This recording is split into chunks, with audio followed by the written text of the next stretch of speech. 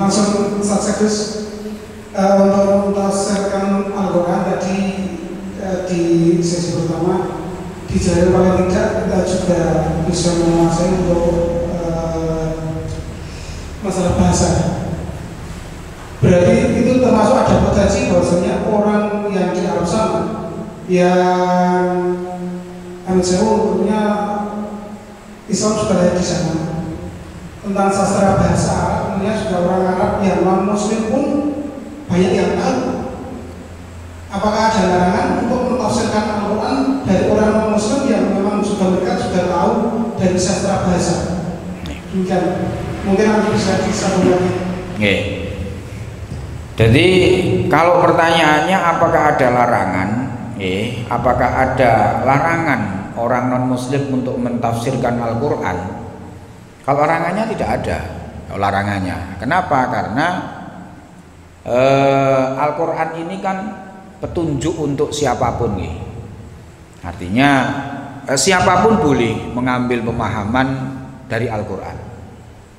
Cuman kalau untuk kita jadikan pedoman di dalam menjalankan keseharian kita sebagai orang Islam, dan ini yang tidak diperbolehkan. Sehingga kita mengenal kalau dalam bahasa, mungkin Pak Uda lebih paham nih, dalam bahasa kampus itu ada yang namanya tafsir orientalis ya Pak Uda.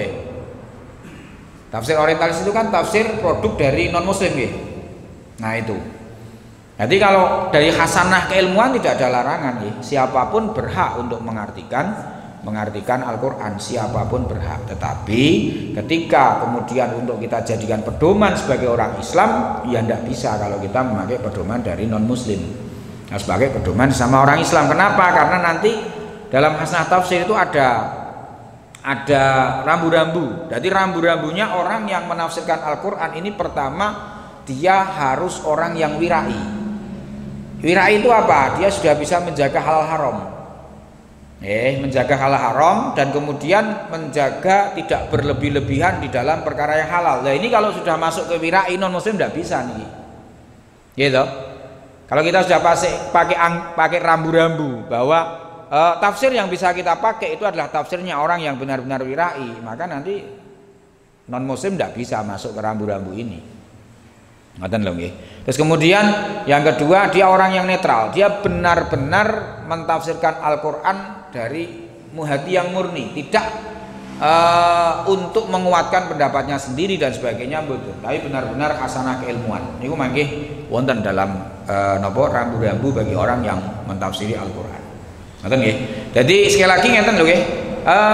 Begitu banyak ilmu yang tadi saya sampaikan itu bagi orang yang mentafsirkan ayat Al-Quran. Kalau mempelajari tafsir itu tidak harus sebegitu banyak ilmu yang dimiliki. Kalau mempelajari tafsir itu nanti yang penting cukup sastra Arabnya.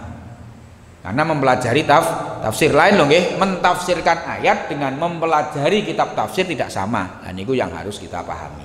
Kalau mempelajari tafsir atau kitab tafsir niku nahu sorob niku yang paling pokok. Nah kemudian usul fikih dan sebagainya itu kalau dari tafsir kemudian kita buat menjadi sebuah produk hukum. Nah itu nanti perlu usul fikih dan sebagainya niku wau. Jadi berbeda nggih antara mentafsirkan ayat Al-Quran dengan mempelajari ilmu tafsir. Berbeda. Itu nipun malih monggo.